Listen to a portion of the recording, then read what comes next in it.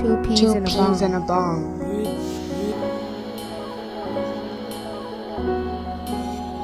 Two peas in a bong. Two peas Two in a peas in a bong. bong.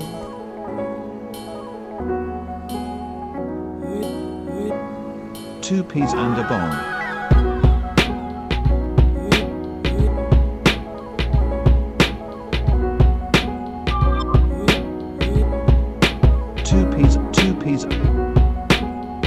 Two peas and a bong. Two peas. Two peas Two in a peas bong. in a bong.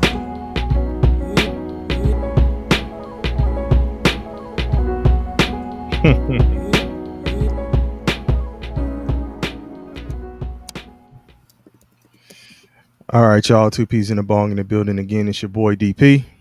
It's your boy KP. And trying to shake the rust off of week one. It's your boy Bong. Scotty boy. Scotty boy on CP time. CP time, huh? Jeez. Yeah. All that, Scotty boy. Yeah, the CP stands for correct and perfect. What up? Alf Sucks at Mike Drafts in the building. Hey, what up, Alf? Hey, Alf. Yeah. What's going on? Yeah, we all here. We all here. There's probably a couple things you didn't expect, but you know. What's the hold on? First thing we gotta do is check on these scores first week of that good old fantasy football. Mm-hmm. We had a lot of letdowns. Yes, Lot of letdowns. Let me see. Let me head over to the scoreboard.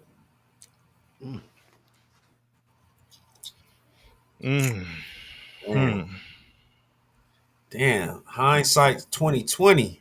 Got busy. Goodness gracious. That 38 from Josh Allen ain't hurt, huh? That's KP squad. Yeah. And then we got the second highest. That's D Rouse. D Riley making the most out of that number one pick. Yeah. Damn, man. It feels good to be right, don't it? Scotty boy came through. Who's CDs TDs? That's Dizzle. That's Dizzle. Hey, Dizzle got a cool name too. Yeah, man. Damn, I got my ass whooped. You played some of the wrong guys though. I was looking at yours. Your rookie from Tampa Bay. That's Yeah, I mean, that's a bright spot. but at the end of the day, how do I play him over Lab McConkey, number one wide receiver, Jackson Right. Smith and Jigba, number one wide receiver, who knew AJ Brown? I just said, when you have an embarrassment of riches, sometimes it's just some shit gets left on the bench. And the two that you named, like Jackson Smith and Jigba, had 19 points, man. I mean, Yeah, it was AJ Brown that really let me down. AJ Brown. And then, I mean, hindsight being 2020, Justin Fields, and Dak Prescott. I was gonna say Dak let you down. No, he didn't let me down. CD let me down because Well, a combination of the two, yeah. yeah, CD let me down. Well, Bong. CD ain't on your squad, man. Yeah. Dak is on your squad, dog. Dak gave you 7 points, man. Yeah, no. But I'm saying the reason why, But the way, hey, live and learn, and then to see CD, all the news outlets talking about how the day after CD is at the facility catching on the jugs machine. Take your stupid ass home. do that shit in the game. Get the fuck out of here. Which he will though. He will, man. If people don't remember the press conference with T.O. crying to leave his quarterback alone, look no further than Bong when it comes to Dak Prescott Oh yeah, give and his quarterback. give him a suit, tie, and a briefcase, man. He's I Dak's mean, attorney, man. This, I got to. He's Dak's attorney, dog. I got to, man. I got to. Because if I don't, the media will make you believe that Jared Goff is better than Dak Prescott. Hey, well, We ain't got to the games yet, but oh boy, the Ben Johnson stimulus package has left town. Hmm. The Ben Johnson, let me say it again. The Ben Johnson stimulus package, also known as the stimuli, has left town. has left Detroit. They're in the recession. Oh yeah, Tell me- absolutely. They and drinking that same. you don't see water. them doing nothing this year. This is 2006 Detroit. This is when you talking about when GM and all of them, General Motors, everything messed up. Took They the need the bell out. bailouts. Took the bell out. Absolutely. Factory workers getting sent packing with 3 days severance pay. You know, Yeah, just 3 days, not even a full week. not even a full week. It's 3 Ooh-wee. days, man. Ooh wee.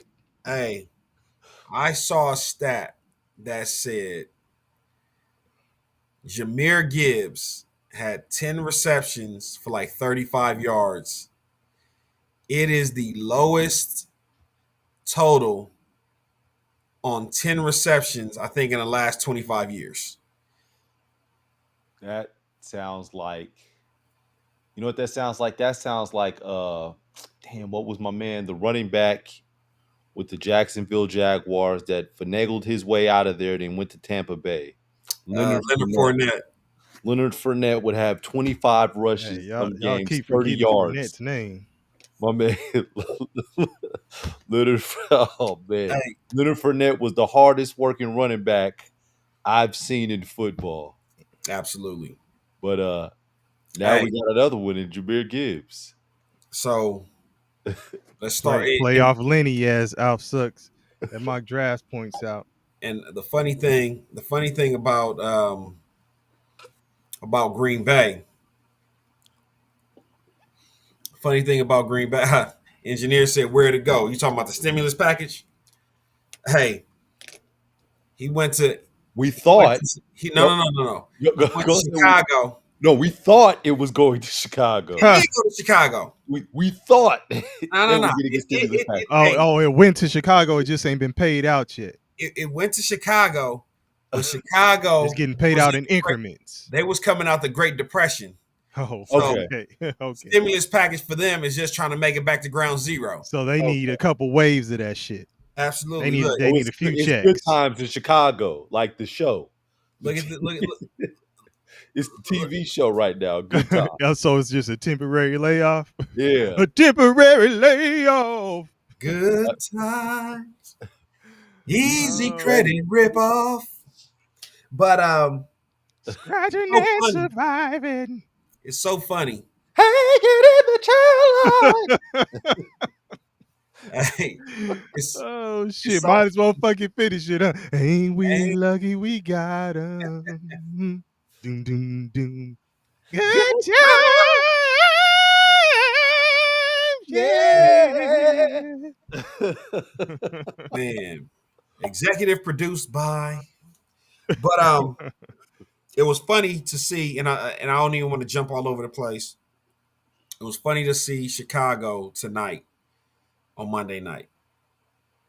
Because we talk about the stimulus package. That first 15, the scripted plays, Mm-hmm. oh man. Caleb was out there flashing his nails and everything. Got it. Bang, bang, bang, bang. He hitting them with the, you dig? The first 15, now that's coaching. He needs to be investigated. The first 15, that's coaching. Caleb Williams needs to be investigated. And why you think he need to be investigated? For Fraud. for tricking the Chicago Bears into believing he was a generational talent. He Oh, didn't trick. okay. He didn't. Okay.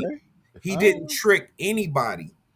what he did was he went from he had what's the SC coach? Kiffin. No, Oh, the current not SC Kiffin. coach. The one that was at Oklahoma, Why right? can't I Yeah. think of this nigga's name? Yeah, starting with an H. Anyway, Yeah, and how sucks in mock draft will tell us. So he had I don't know why I can't. he was at Oklahoma with Riley. Lincoln Riley. Riley. Lincoln Riley. Yeah. So he was at Oklahoma with Lincoln Riley. He came over to SC. SC, a big program. He had some good games. Now keep in mind, he didn't do shit at SC. They didn't win anything at SC. They retired his. Did they retire his jersey? He won the Heisman. What I'm saying is, as a team, Mm-hmm. they didn't do anything. Mm-hmm. Right? Yeah, couldn't He beat didn't. Utah. He didn't achieve anything. He was basically Shedeur Sanders without the smear campaign.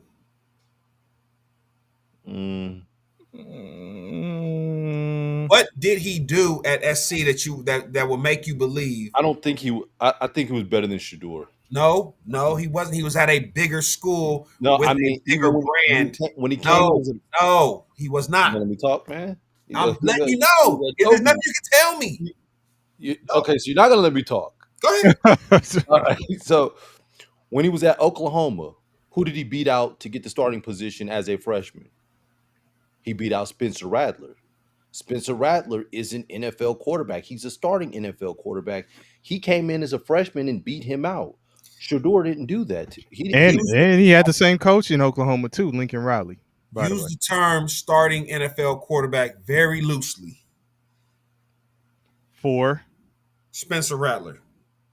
Well, I mean, he hasn't won a game. I will say that, but he's a starting quarterback.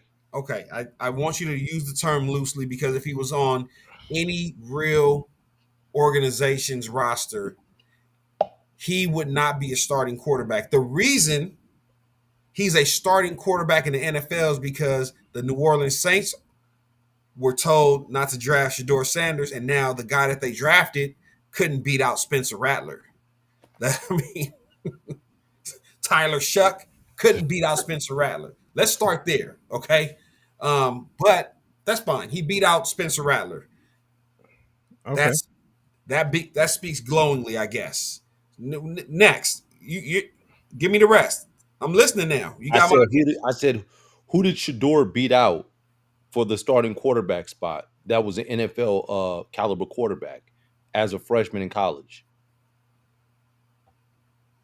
Exactly. Nobody? So my point is that Caleb Williams came in and beat out a starting quarterback that ended up going to the NFL as an NFL starter. So he did that, and he performed. He performed at Oklahoma. He performed at USC.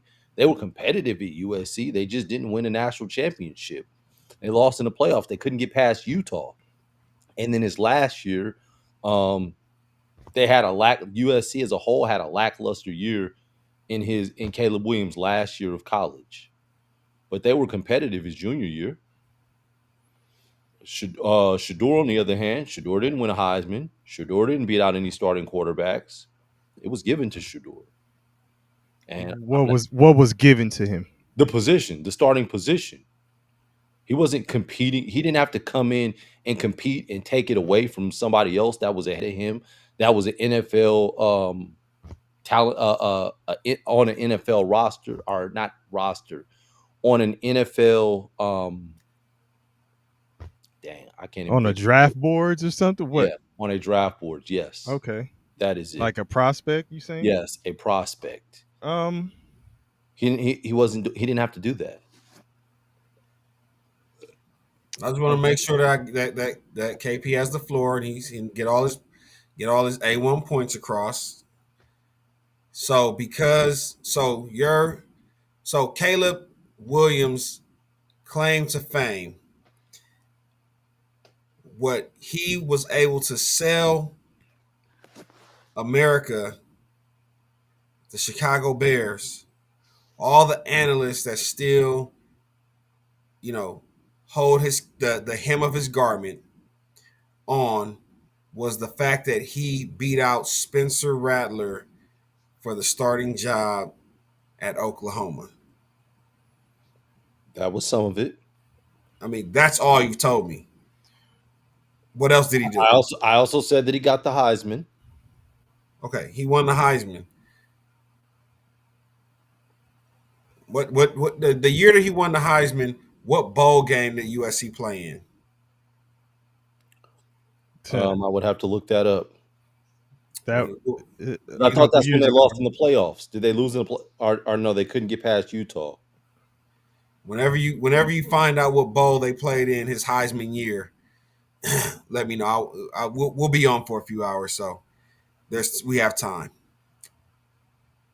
Okay. And I believe they lost that bowl game. Anyway, neither here nor there. I'm telling you that the only difference between the Cotton Bowl, who they play, Tulane. Okay. And they lost. Oh, okay. The only reason Caleb Williams was a generational. The only reason he was a generational. He wanted to drink some water, and then he like, man, I'm trying, finding it hard to say this. Right. Prospect to the people was because he went to he had a little bit of allure coming from Oklahoma, right? Based on what you're talking about. He beat out a guy that was an NFL prospect for the starting position. So you were at a smaller program. You got a buzz going.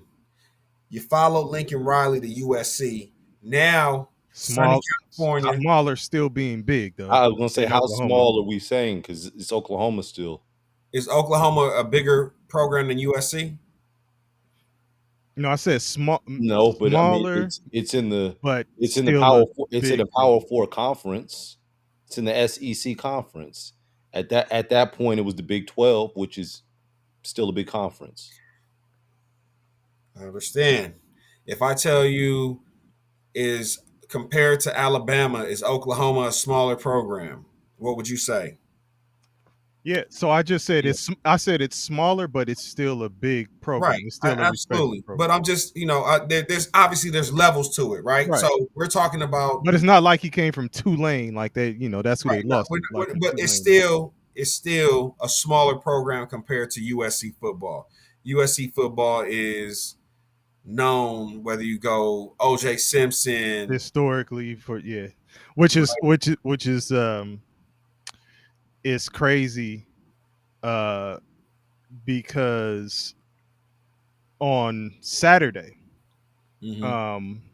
when they were playing when Oklahoma was playing Michigan, you had they were talking about the history and all of this stuff about the two teams and all this, and they were like, you got Michigan over here, and they're long history and this and that and da da da da, and they were like, then you got Oklahoma over there, and then they just kept going on like didn't say. I'm like, damn, like when you put that into perspective, I can see what you're saying. They're a big program in general, but they're not on the same. Like, you're not going to get the same limelight as a quarterback at Oklahoma that you'll get at USC, right? USC has put so many quarterbacks in the NFL. Whether you're talking about Matt Stafford, not Matt Stafford, Matt Leinart, Carson Palmer, right? They even had what's the one kid that came out there, Barkley. He came. He was a back. He wasn't even an NFL. He wasn't even an NFL quarterback. Undersized. Who, Barkley? Yeah, undersized, no arm strength, and he still, because he came through that USC pipeline, was able to get into the NFL. All that said, so now if you compare Caleb Williams' trajectory, Oklahoma, USC, to Shedeur Sanders' trajectory of Jackson State, Colorado, who had the bigger platform? Caleb Williams. Okay. Shedeur His platform was branded based on his last name, but he was college football's most accurate quarterback his last year in school, Mm-hmm. right? He has some of the same faults that Caleb Williams has.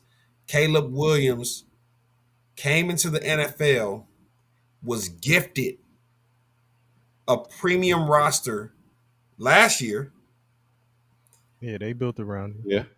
or tried to. tried to, With couldn't Keenan make Allen. it work.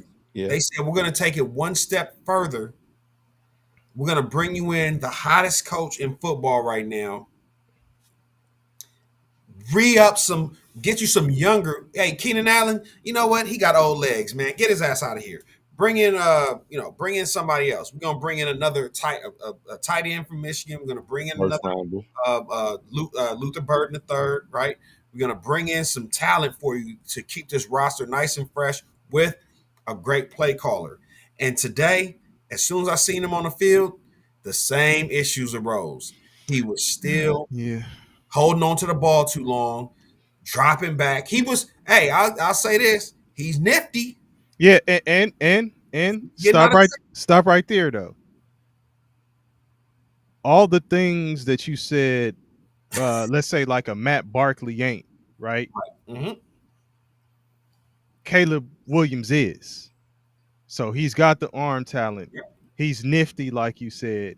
Mhm. You would look at him and his trajectory, like you were saying. He followed Lincoln Riley from Oklahoma to USC. Lincoln Riley has had experience with Baker Mayfield in Oklahoma. Baker Mayfield's an NFL quarterback, so they would probably respect his word on whether he would think, Caleb Williams could be that type of guy, could be an NFL quarterback. So all those things play into his favor, right? So I think when you're looking at his performance, he won the Heisman, there's the buzz, there's all these things. He's nifty, he's athletic, he's making these great plays, he's spinning around and doing the ditsy do and still scoring touchdowns. So it all looks good, right? And then he's got the backing of the systems that he's been in, even if it's on the collegiate level. What else do you have to grade him on, right? Mhm. So I think when you look at that as a quarterback and you're looking at a number one pick and people are throwing out generational talent and all that stuff, I don't know. That remains to be seen. But those are, some more reasons I would add on to what KP was saying, because he didn't go into that stuff. But I would think that that's why people were looking like, okay, well, Caleb Williams, right? I don't think anybody was really thinking that he was going to suck like super bad. You know what I'm saying? I think they thought he was going to do well. Well, they And- put the pieces around him for him to succeed. Right, but I'm saying going into it, because y'all were having the generational and the Shador versus Caleb Williams, so I was throwing that stuff in there too. But I get it. I get it. He's had the talent put around him, and as Bong says, now he has the play calling and the coach. So And I think I really believe that if it doesn't look good this year, he could be on the quickest. Well, he has his rookie deal, but he Right. could be on one of the quickest hot seats. it's warm right now. Because if you look at the other side of the ball, right, Kevin O'Connell for Minnesota, he actually is on his third quarterback. He made Kirk Cousins look good, resurrected his career. Okay, get on your way, son. Sam Darnold, who Alf sucks in mock draft, said is a USC quarterback, which he is. He resurrected his career, and okay, get on your way. Now, JJ McCarthy, I'm looking at the first half like, damn, bro, I don't know about him. But Mhm. boy, by the end of the game, by the end 20 minutes later. he was cooking with hot grease. And just think about it. It felt like Chicago had control of this game for like 3 quarters. Not Yeah. even felt like Bong. That's what it was. Engineers that Kevin O gangster. It went to shit when they missed the field goal to begin the fourth quarter. Well, think about it though. they couldn't run the ball either. We're They saying had that a stretch at the end of the third quarter where saying that which Chicago had was control. working well. but we're saying Chicago felt like Chicago had control of the game for 3 quarters. Caleb Williams scored a touchdown on his first drive of the game. They were aided by a pick six. Yeah. Field goal. That's it. Did they truly have control of the game? Like, it was 17-6. And of that 17, the offense was responsible for 10 points. Yeah. First 7 came on the first 15, the scripted plays. Yeah. And even those looked shaky at times. He was just using his legs a little bit more. So it made it look good. Caleb Williams, hey, I think he got DJ Moore hurt, right? One of his passes. Yeah. You know what? DJ I was Moore. sick when DJ Moore was open late in the game and he just overshot him. Like, that was horrible. Yeah. What they would have scored with over 2 minutes, could have changed the trajectory of the game, would have had a little bit more time on the clock to have a chance to go back down and try to kick a field goal, but he just overshot him. And I'm like, how? Yeah. I mean, he Overshoot him on it. he overshot a couple people during the game. I mean, it's the first game. I don't know how much grace y'all want to give him. You know, it's the first game, new system, all that stuff. I don't know. KP, you were telling me that you still had the feeling that I have hopes. good. I Okay. got hopes, man, but I don't hear none. I don't hear none of it right now. I Like, was sick watching it, man. Like, I was sick watching some of those passes. Like, you gotta complete those, man. Like, he's not in the category of Josh Allen and Lamar Jackson or like a running quarterback. did anybody draft him in the? He's in got the some fantasy? speed. I saw him getting around the edge a couple times. He's got some speed, but that's not really Caleb Williams' game. You don't want him doing that. You want him putting the passes where they belong. That's why you have the receivers. That's why you drafted a receiver last year in the first round. That's why you drafted a tight end this year in the first round, so that they could get the ball. That's why you traded for DJ Moore. That's why you did all that. He's got to make those passes. He has to. And keep in mind, the Chicago Bears had Justin Fields, didn't give him any of the resources Caleb Williams had. Now, if you give Justin Fields the same resources Caleb Williams has, now I don't know if he's going to use them all because he's a one read, get it and go type quarterback. Justin Fields. Yes. He Motherfucker was looked dropping good. some He looked dimes. good against Pittsburgh. Motherfucker was dropping some dimes. But Damn good against Pittsburgh. man. I think Chicago would have been in a better place. They were so ready to move off of him because they were sold a false bill of goods. This guy was the next Andrew Luck. He was the next Peyton Manning, and all he was a pocket thief, right? A chain snatcher. This nigga wasn't nothing but a chain snatcher, man. Come on, man. A pickpocket. Come on. And now he's been caught red-handed. Man, bro. I saw you. Thief. Man, I'm wondering at this point, honestly, is Caleb Williams Jay Cutler? That's what I'm wondering.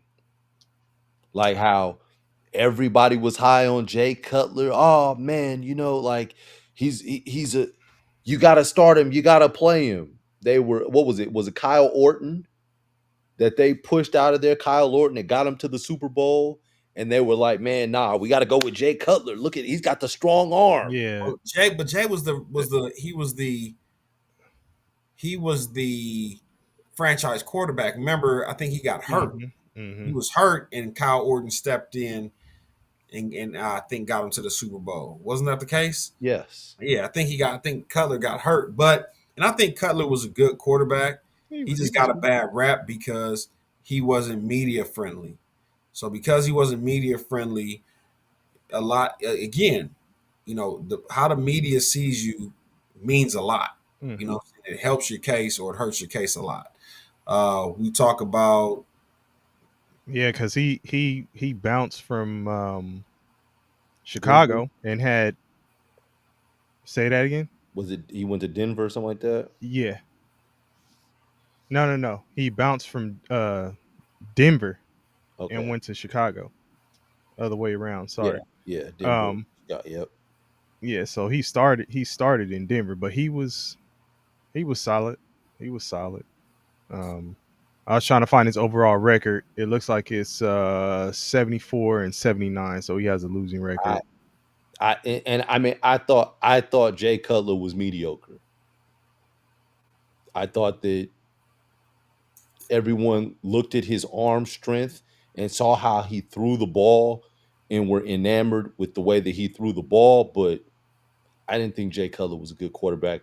I never thought he was elite. And even looking at his stats, he threw over 4,000 yards one time, one season.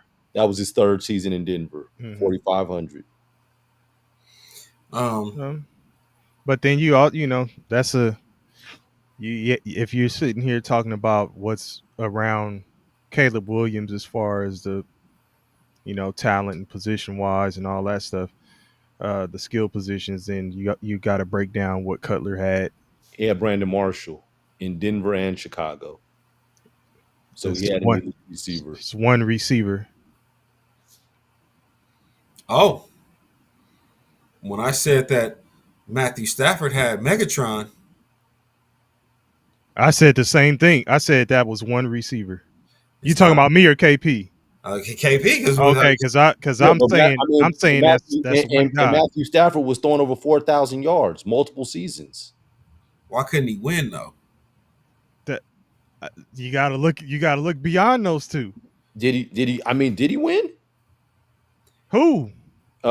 Matthew Stafford. He did. Matthew Stafford never won. Not in Detroit. No, he didn't win in Detroit, but he's no. He's won.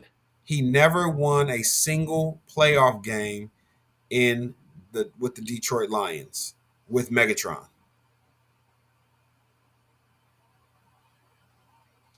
Who's better, Brandon Marshall or Megatron? Megatron. Who's better, Matthew Stafford or Jay Cutler? Stafford.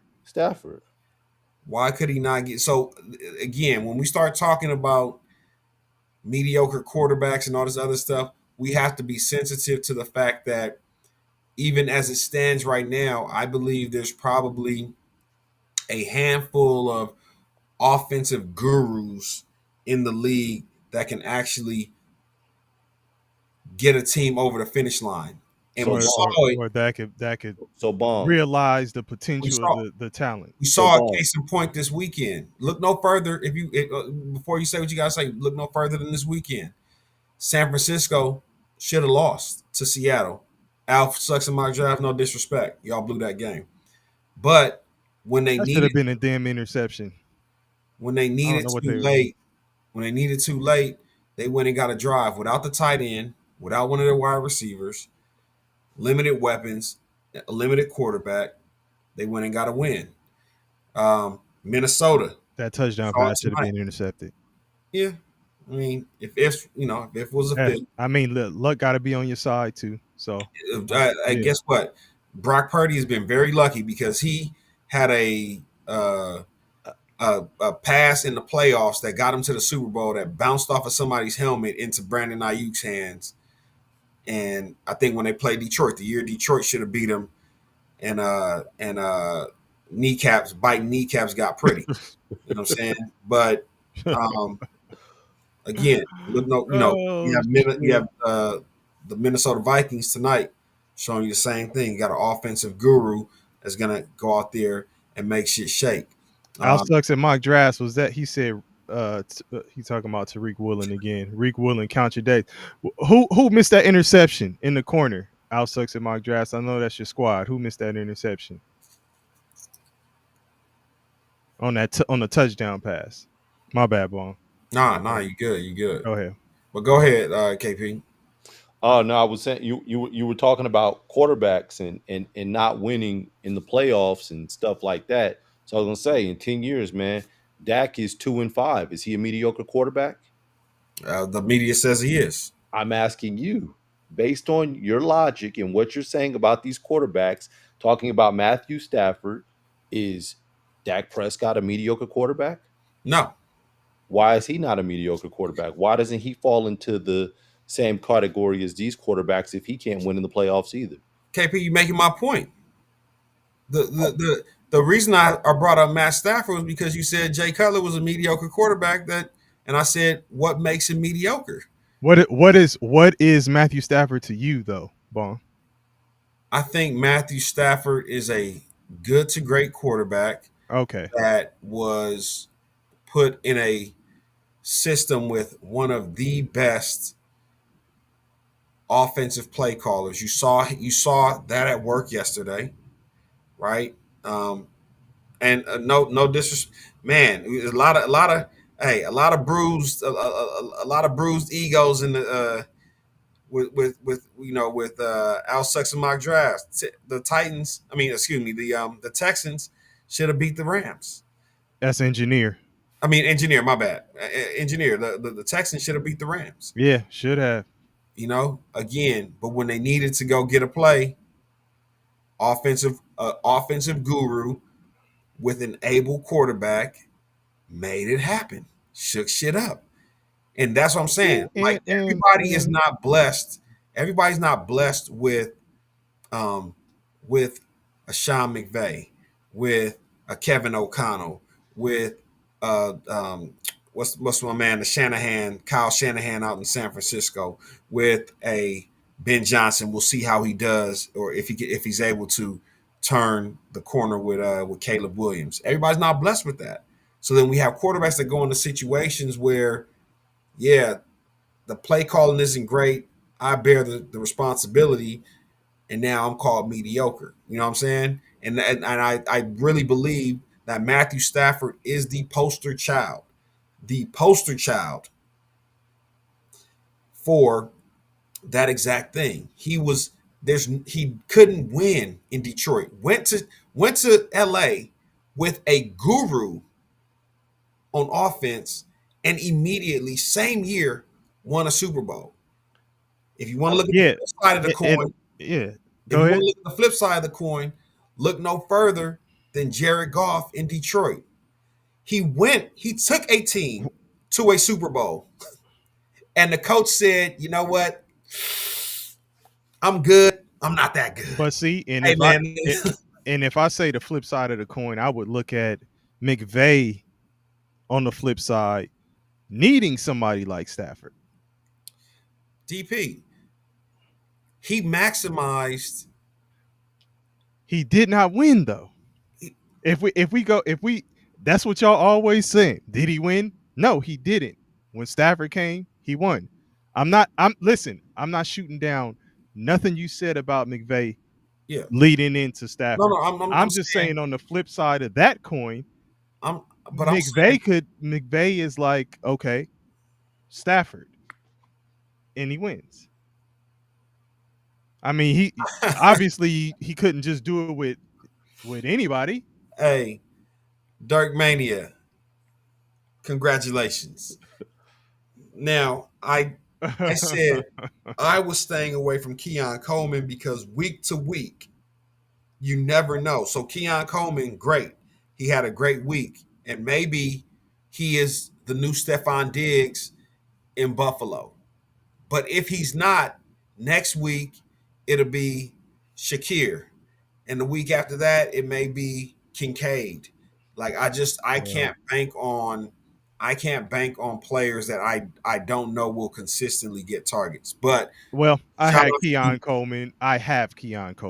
Shout out to you for playing Keon Coleman and for him getting you that W. I sat him on the bench. he scored 25. Yeah. Yeah, I didn't expect that clearly because I didn't play him, but I think you did all right though. he may be getting a look over Devontae Adams, Cooper Cup. Those motherfuckers Way to might be have our sitting on back. the bench. Yeah, way to have our back, Cooper. Oh my goodness.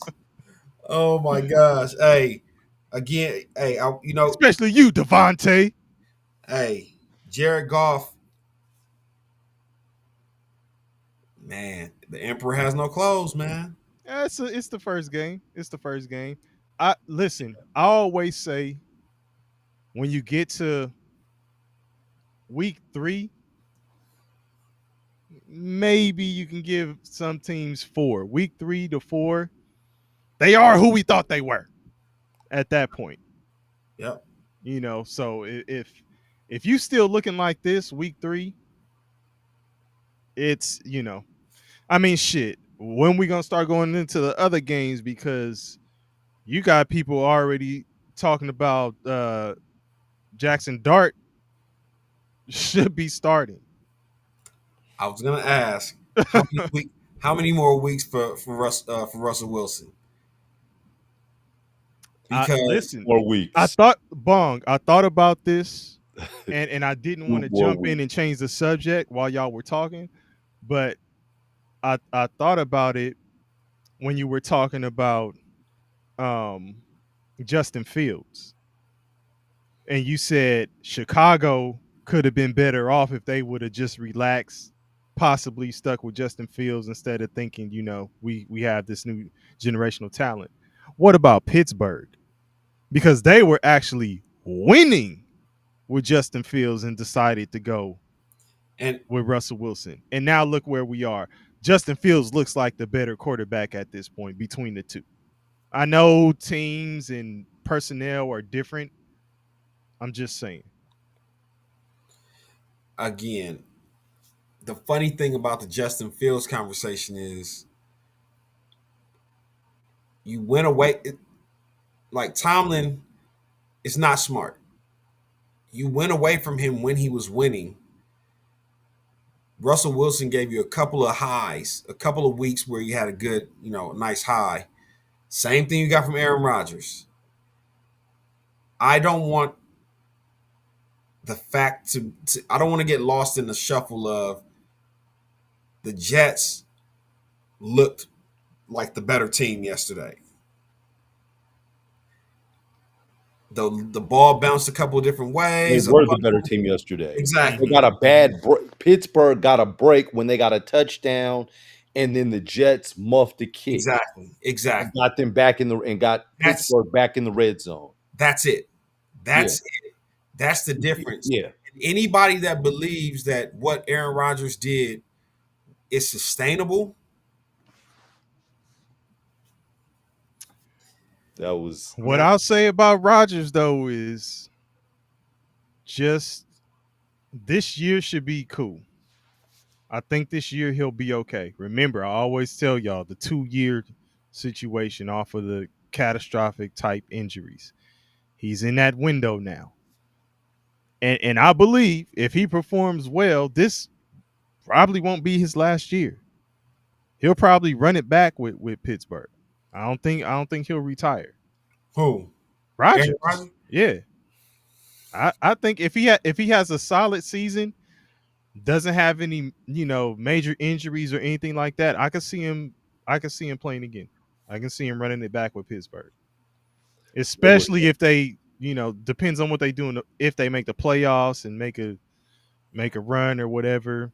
Even if they make a wild card and make the wild card round and win that game and then get knocked out, he may come back. There were points where he made some good throws, but there were also some points where he looked damn bad. Yeah, I mean, he's on the downside of his career at this point. Yeah. And he's had a torn Achilles and all that stuff, but I still think that he can make some things happen. I don't think Pittsburgh is gonna be a Super Bowl contender, right? I'm not saying that. But I do think Rodgers is going to be better than what people are thinking this year. The funny thing, Alf Suggs is tripping. I'm sorry. Saying Aaron Rodgers wasn't the problem in New York last year. when the defense was hold teams 12 and 13 points.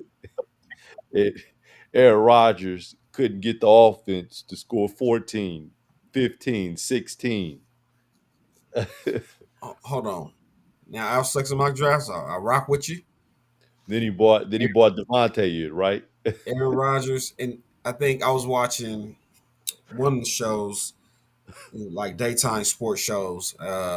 Speak for yourself. Oh, no, it's whatever the Nick Wright show is with him and Chris Broussard. Mm-hmm. And they played a clip of like the press conference after the game, after the win yesterday for Aaron Rodgers. And Aaron Rodgers was like, "Yeah, I knew they was gonna be booing me and all this other stuff, but it felt good to stick it to these guys." And a lot of guys in that organization over there didn't believe in me, didn't think I was any good anymore, whatever. And Nick Wright was like, the sad part about what he said was that for 2 years, the New York Jets bent over backwards to bring Aaron Rodgers everything he needed, including his dancing partner, bringing Devontae Adams. Brought in the guy that he wanted to be the offensive coordinator. They fired the head coach, who was only in charge of the defense, which was doing their part. Robert Salas. Brought in a couple of his other, what's some of his Green Bay homies, the wide receiver from Green Bay. Brought one or two of them in. Randall Cobb got a job fucking with Aaron Rodgers because he likes to hang out with him. What was the other guy that was from Green Bay? Other wide receiver that was from Green Bay. Oh, he was on that. He's on his last year with the Jets too, I think. I know you're talking about. Yeah. So Alan Lazard. Yeah. Alan Lazard, right? Yep. So, and then now that it didn't work out, they're like, "Hey man, we got to go our separate ways." You sitting there like these hating ass motherfuckers. No, bro. They said we out of the Aaron Rodgers business. It stinks. That's Doge. That's the Doge coin. Like, yeah, Aaron said it's only room for one Aaron. So, but I like what I saw from the Jets. That they looked like. Hey, you saw Justin Fields, right? Yeah. And he was like, they got Hall of Famers on that other side of the ball, and they brought in all these guys. Yeah. He still put up 32. Yeah. I'm just calling it, like I see it. Something to that effect. And it was they should have right. Whoever that guy is that muffed the punt, he may not have a job today. Hey, they probably took turns punching him in his ribs in the locker room, like motherfucker. You know what? I'm not a fan of Jalen Ramsey. But that was a hell of a stop. I respect on that last play. I respect everything he did yesterday. Hey, he brought the fight. He brought the fight, and he backed it up. Yeah. I mean, Garrett Wilson had an opportunity to back it up on his side. Yeah. But when Jalen Ramsey laid the boom on his ass, it was over. He just laid there like my neck, my neck, and my back. But you got Ramsey and Slay. Like that's not in the prime of their careers, but that's a solid duo. Eagles missing big play Slay. Yeah. Yeah, I mean, they still know how to get it done, man. They still crafty at the position, Yeah, absolutely. Kind of remind me of Gilmore, Stephon Gilmore. Yeah, Gilmore was getting it done. Cowboys should have kept him. Yeah, but I mean, I think he didn't want to play for pennies, and where Jerry shops. Yeah. Jerry gets all his players from Dollar General. Hey man, let me see if I can't get you a couple dollars out of my pocket. You know, Jerry treat free agents like the dude you see hanging out in front of the grocery store. Oh man, if I got some change, I'll see you on the way out. And then when you get out, like, oh, Yeah, Start tapping your pocket. hey, I had to use my card, man. Yeah. I got you next time, though. I got you next time. You know, that's how Jerry treat free agents, man. If I can't get you for about 75 cents, 78 cents, some loose change in my pocket. Right. Nigga With the linen. Nigga patting his chest like it ain't no pockets up there, nigga. So, you know, but hey man, that's I like hey man, let's I'm rooting for Pittsburgh, not for Aaron Rodgers, but just I ain't even Mike rooting for Pittsburgh. Tomlin, just for Mike Tomlin to Fuck keep that. his over 500 record intact. He's the only coach in NFL history to never have a season below 500, never have a losing season. So for nothing else, you know, I root for everybody black. Tomlin, I'm rooting for you. I was don't know rooting if for we're gonna get Justin it done. Fields, and they did him dirty. Fuck. I mean, that was business, though. You know. fuck him.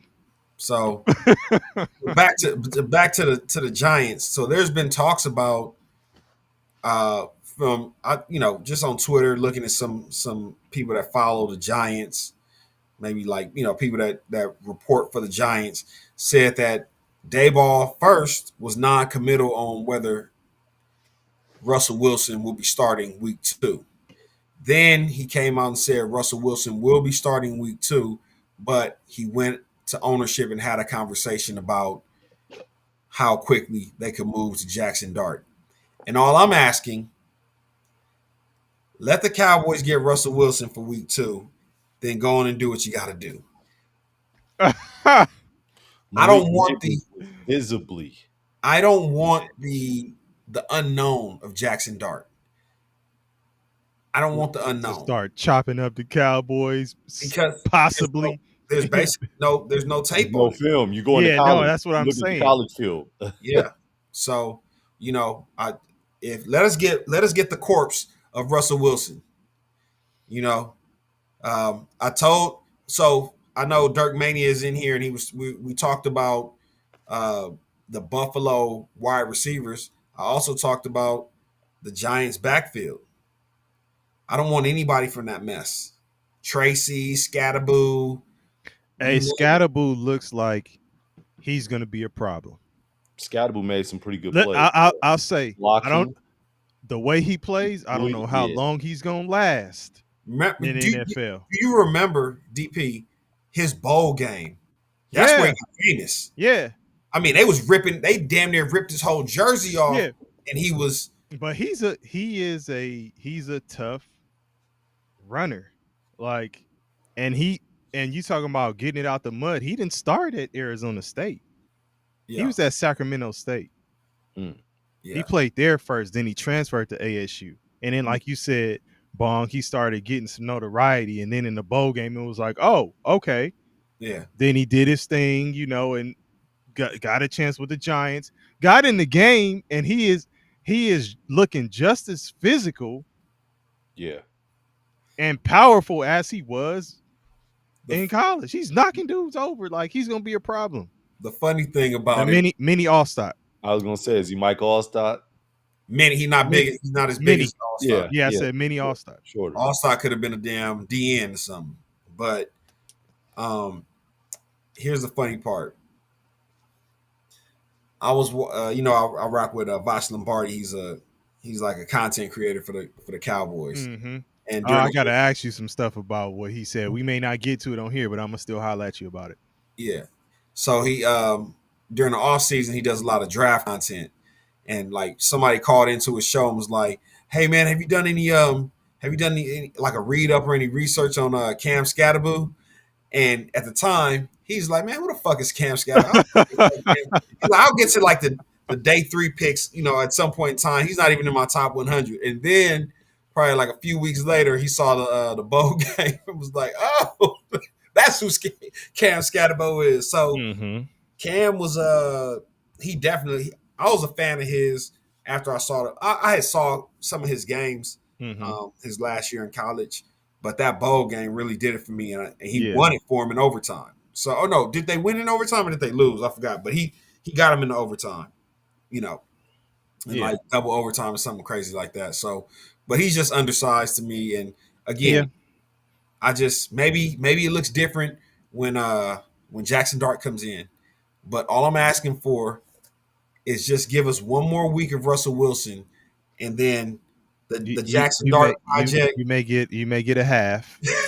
You may get a quarter. They're gonna get a whole You may week. get a quarter. Oh no! They ain't gonna give him a quarter, but they could probably. You may get a half. It may be a half. Hey, I was gonna say a half is definitely in the realm of possibilities, Absolutely, especially if they getting smacked. absolutely. But hopefully they're getting smacked. You're So gonna I have feel- you're gonna have a lot more time to chill with the. You seen the neighbors, the wide receivers already getting Visibly into it with upset. their coach. Visibly. Yeah.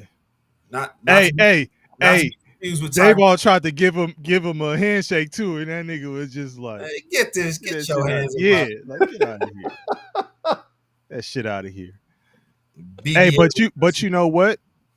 It's one of those things where when a head coach is at the end of their rope, right, or in the hot seat, whatever you want to say, if you continue to attach yourself to, I mean, the most important position would be your quarterback.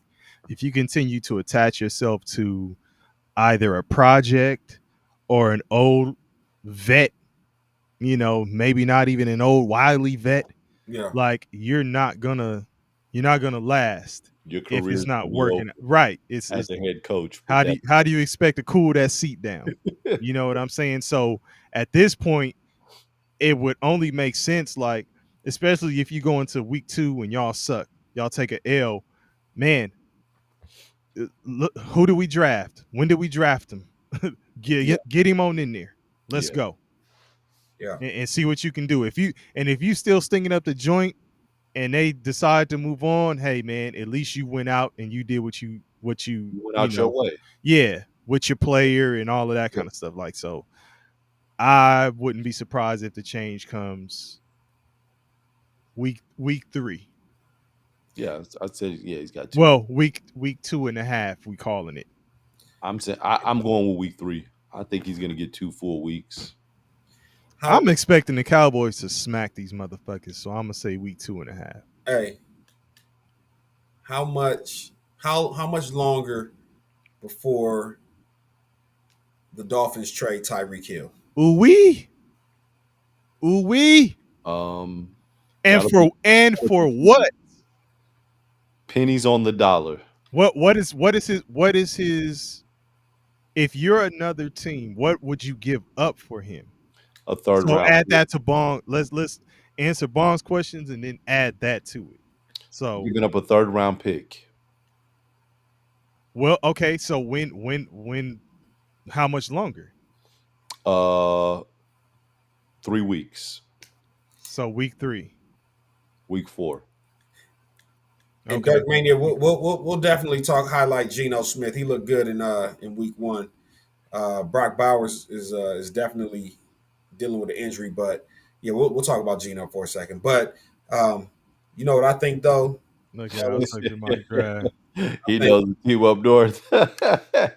Would they be in the Northwest? Hey, I think it's not out of the realm of possibilities that he goes back to Kansas City. Scotty Boy says third rounder for sure, another 2 to 4 weeks for sure. So he's agreeing. I And was Bong, looking that's a good look, especially given that Rice is out of there. Now you down to Hollywood Brown, Who was dropping passes? Yeah, I mean he's gonna do all right, but as your number one, Worthy is week to week with the Xavier Worthy and the with shoulder. the shoulder. Yeah. So here's the thing. I already said Soro Alpha, Marvin Harrison is the truth. It looks like Kyler Murray is working on getting that man the ball. I'm glad that it's finally starting to turn the corner. You know, Right. Kyler Murray still left a lot to be desired in that after playing the Saints, and the Saints didn't look that great, and they almost let them back into the game. Oh man. Similar to Shout out to Alvin Kamara too for his 87th touchdown and the 1,000th touchdown scored in the Superdome. So so. So what I was about to say is, even from an injury standpoint, last year, I thought and continue to believe that it's football malpractice that the Dolphins refuse to get a legitimate backup for Tua Tagovailoa, who has ended the last 2 seasons hurt mhm. from concussions. And now, is it because he's gun shy? Is it because his thought process is off? I don't know why Jameis Winston isn't on the Miami Dolphins. Yeah. Do they trade for him? You think?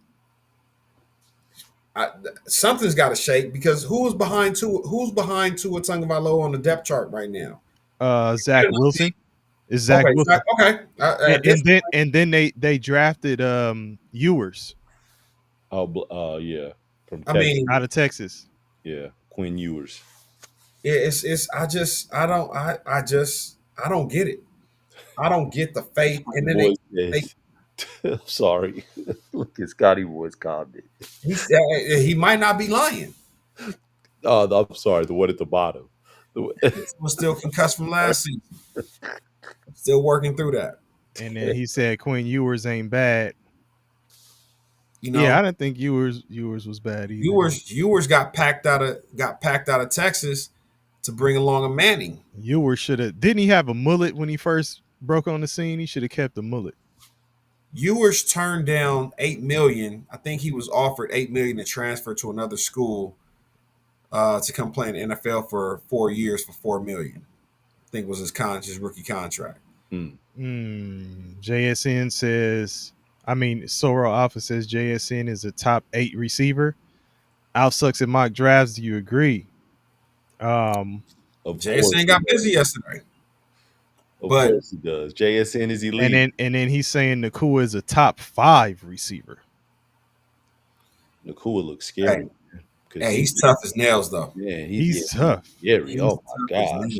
I don't know. Like he left the game, busted face, came back and got busy. Man, he's one of them dudes. Like, he not a burner. He knows he's a good route runner. Knows how to get separation, physical, all that stuff. Like, I'm just hoping ain't really dropping shit. Like, I'm just hoping that it doesn't shorten his career. Like, those type of receivers don't really last long.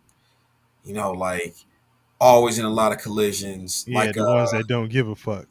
Like a Wes Welker. Like, you know, not comparing to Wes Welker, but always gonna take the big hits. You know, the reason let's keep it a buck. The reason somebody like CeeDee Lamb drops the passes is because they hear the footsteps.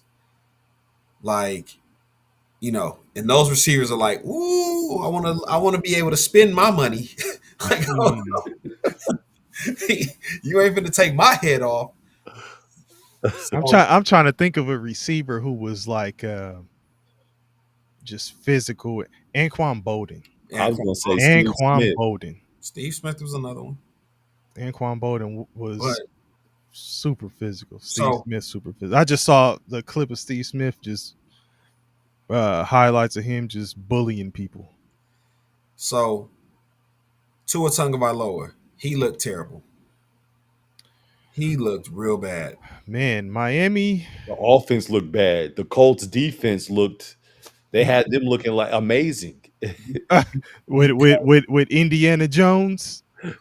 Because of bad quarterback play and bad O-line play. And then the funny thing is, you know, you listen to a lot of fantasy football stuff and a lot of just football conversations, and they keep saying, oh, it's because Tyreek lost a step, or because Tyreek hasn't had a reception of more than 30 yards in a year. And I'm like, he didn't have a quarterback. Miami had Snoop Huntley Yeah. and quarterback for stretches of the year. Like, what are we doing here? What receiver do you expect to be able? Scotty boy said Miami looked worse than my Gators this weekend, and I don't even know how that's possible. Hey, so you know how my bad, Bun. No, But no, no. you know how the college teams like they'll pick like the big programs will pick like a small school, maybe like HBCU, and bring them on in Those there and FCS pay him schools. like $1 million. Yeah, FCS. I'm saying the HBCU too, like their Yeah. FCS. For us to get some work. Yeah, Yeah. yeah. Pay him 500 to $1 million, you know, something like that, and just mollywop him. Yeah. Florida thought that was gonna be the case. Paid, I think, With 500,000 to Southern South Florida. Florida, and got that ass beat. Hey, and then the coaches at the end of the game were coming through the same tunnel Right. and the South Florida. They was going nuts, man. They deserve to be taken out the rankings, man. Well, they I gonna think get they're back. correct, actually. I think they're correct. Hey, I don't know if y'all remember when I was talking about the SEC schools, and I said Florida ain't been one of them top dogs in a minute. Yeah. And we were talking about, you know, college for a little bit. This was like a couple episodes ago. Hey, they got some work to do, man. Yeah. Hey. They lost one. Arizona State lost one too. Terrible. Say that's a big jump. Scotty Boy said he rolling with the Tide the rest of the season. Hey, they took an L too. Off the rip. Yeah, they did. They took an L too. They're So not good either like that. Man, he said, what do y'all think about Charbonnet getting called the running back one over K9, which is Kenneth Walker the third. Yeah, Kenneth Walker the third. What I will say to that is, I think it's a timeshare. It absolutely. I was gonna say you're gonna see something similar to a Detroit Lions from last year. David Montgomery with Montgomery and Gibbs. Yeah. I don't think either one will just dominate the shares. I don't know if it'll be evenly split. It'll still probably be heavier to Walker's side, right? But I think both of them gonna put in some work. Yeah, I feel bad for Seattle. They should have won. Seattle should have won that game yesterday. Tell the lineman to get his ass out the way. Al sucks in mock drafts. No. He's saying, "Do I want to sell low on K9?" Nope. Hey, the two lowest rated quarterbacks in the NFL yesterday after week one. This is not including Sunday night. No, this is not including Monday night. Mm-hmm. One was Jared Goff. We know that.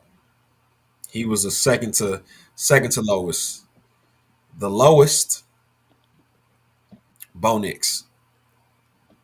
Man. And I did not expect that. I didn't expect. Hey, I rode with Bo Nix.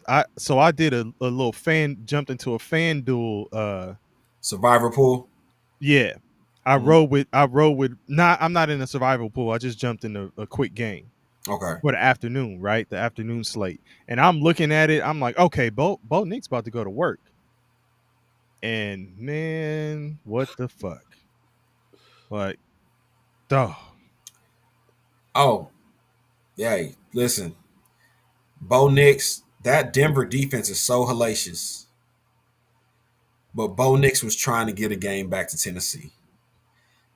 And I know, KP, you sent some stuff about Cam Ward's dad in the stands. That shit was funny. Like, you motherfuckers. Hey. He grabbed the rail, like. Hey, Mom. And the commentator was... Hey, look. Hey, you know how you scroll through IG and some shit or Twitter, whatever, X, and you'll see posts. I just saw a post like, pray for Cam Ward. I'm like, what the fuck happened? And they were like, he has no help in Tennessee. Like, damn. You know what though? Cam Ward did some bonehead stuff too. Like they were in a position to kick a field goal, and he took 2 sacks and took them out of field goal range. Yeah, man. Like, Listen, but just that's the rookie mistake. So you have to have vets that kind of bring you along. But we knew that was going to be one of those. It was going to be one of those years. He didn't really have, he wasn't set up to win like Caleb Williams. Mm.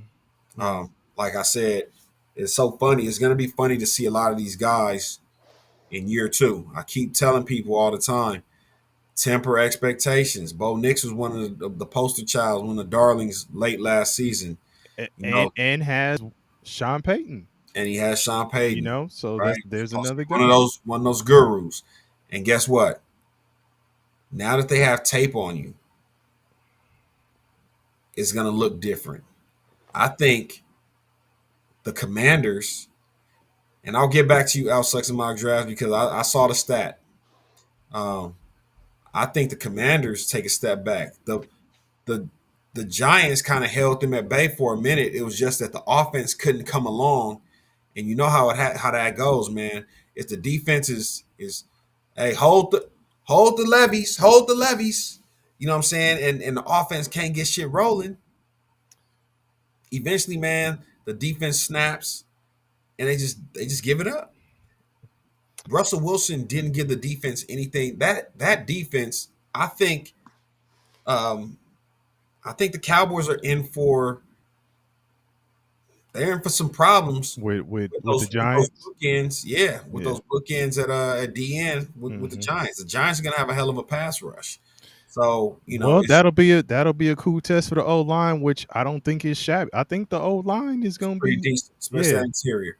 But for your stat on Jared Goff, I've been screaming it to the mountaintops to anybody that'll listen to me. Jared Goff needs an elite play caller. Without an elite play caller, Jared Goff is not a great quarterback. He's not good. He's not good. And if this is what we can expect, I think the fact that the Lions looked as bad as they did this weekend overhyped Green Bay. Overhyped Green Bay in a week where apparently everybody in the media is Team Micah now. Like, everybody is like, Jerry, you gave that up? Micah Parsons' sack came when the game was out of hand. 20, what was it? They were up like 26 to 6 or 24 to 6 or something like that late in the fourth. And Micah's still chasing that stat. He's still chasing that. Micah was trying to get on the board. He needed one. Yeah, he needed one. Just so that he could be, he could come to the podium and talk his shit. Right. And just, get to say what he got to say. But Detroit hadn't done shit all game. Back probably was on fire. Yo, oh shit! Micah has been sitting in the damn tub ever since. But Detroit looks bad, and if they don't have a Ben Johnson, all the inspirational talk from Dan Campbell, and they got a pretty tough schedule. I think they play the Commanders on Thursday. Oh, no, I'm sorry, that's Green Bay. I forgot who the Lions play, but the Lions have some shit to talk about. You know what I'm saying? Like, because all that fun shit, trick plays, the lineman gets a touchdown, we running a little hook and ladder with the teams remember. The North remembers, nigga. Mm-hmm. The North remembers. King of the North. It's gonna be hell to pay, man. It's gonna be hell to pay. Yeah. No. So I saw Brandon Hallam say, he says CJ Stroud is average, but with the worst O line in front of him. You think he's average? I mean, I know we may call last year the sophomore slump, that they say What? many quarterbacks fall victim to. But is he you think he's average? Hey, he was one of them ones. Rookie year, they're saying CJ Stroud is doing things that we've never seen before. He may have had the greatest rookie season ever. Mm-hmm. And all I kept telling them was just wait. Wait till the film catches up. I think CJ Stroud's a great quarterback. His O line is shitty. And what they're starting to realize now is that, you know, let's see. It's early, and I think that the last 2 years, CJ Stroud has taken a team to the playoffs. So I'm going to give him the benefit of the doubt. I think he's good. He has some weapons. He has his weapon back Collins. in Mm-hmm. Nico Collins. Let's see what Christian Kirk is about. And didn't they get both of the Iowa State receivers? That was the Texans, right? They got that. Engineer, you in the building? Y'all got both of those receivers from Iowa State, right? They got the last of the great receivers. I think in like the second round. You said Kirk is injured. Kirk injured. Shit. So, I mean, you're asking CJ Stroud, and I believe they just, correct me if I'm wrong, engineer, they just turned over play calling responsibilities to CJ Stroud. So basically, in his first 2 years, he was, they give him a play over the headset, and he just runs the play that they call. But now he's allowed to actually, audible at the line, and it makes it a lot harder than people think. So now he's trying to learn a new way of quarterbacking on the fly with a shaky O line. Mm-hmm. So I mean, I want to give him grace because they made the playoffs 2 years in a row, his first 2 years, and he has a strong defense behind him. So, I saw that unless you're the Cleveland Browns, Oh man, a strong defense will get you a win. did you see that yesterday? That was the Browns being the Browns, Sad. and that's why I keep Both telling teams are y'all, trying to give it away. and that's why I keep trying to tell y'all that when the Cowboys start hanging out with those type teams, it's not good. Y'all motherfuckers getting mentioned in the same breath and sentence as the Browns. Do you know the Cleveland Browns defense? Hold on, let me give you something that's gonna blow your mind. Did you know that the Cleveland Browns defense held the Cincinnati Bengals to 7 yards of offense in the second half of that game and lost? Mm. Did you see Joe Flacco's interceptions? Man, what? Hold on. 7 yards? Ask anybody that has Jamar Chase, T. Higgins, Joe Burrow. Or Chase Brown. You make those moves for that offense, and you got 7 yards 7. of total offense 7. in the second half 7. in the championship rounds, 7. or when it counts, 7. or down the stretch. And the Browns just Oh, Bob, Hey, I was gonna see how many times he was gonna say He's gonna 7. go with 7. Hey, I still had some stuff tucked in the pocket for him. Like, Come on, Bob.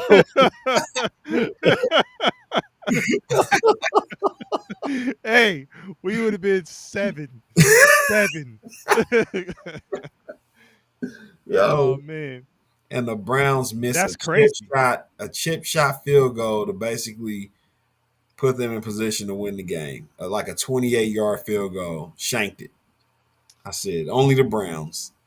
Real quick, what do we want to say more about this Browns game before we move on from here? Because I thought it was sad the way that Flacco got those interceptions. off the fingertips or off the hands of the receivers that were catchable passes.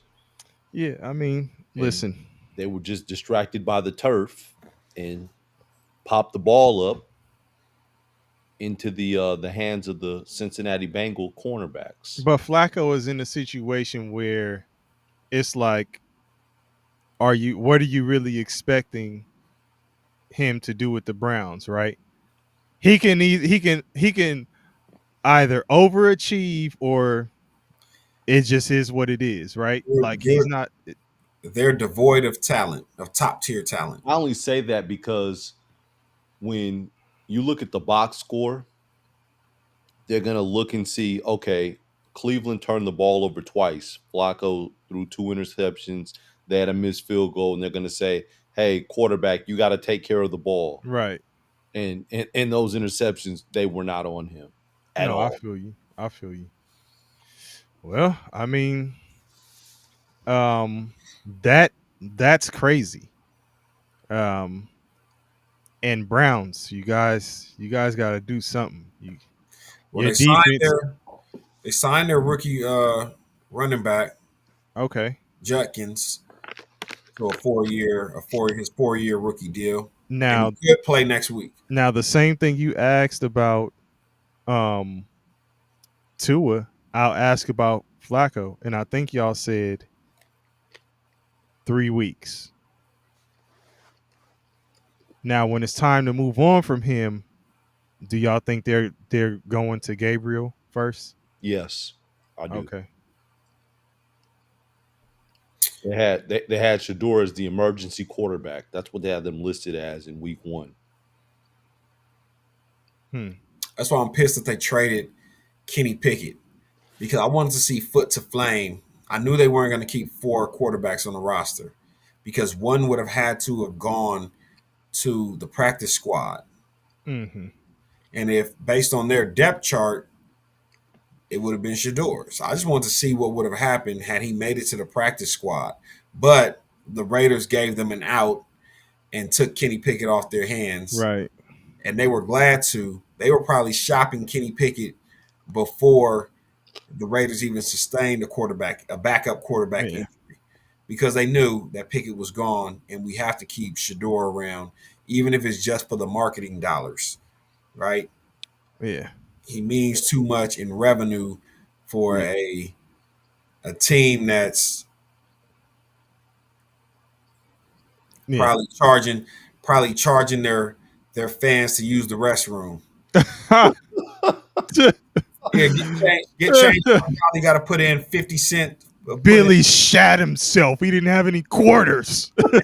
Couldn't get the door open.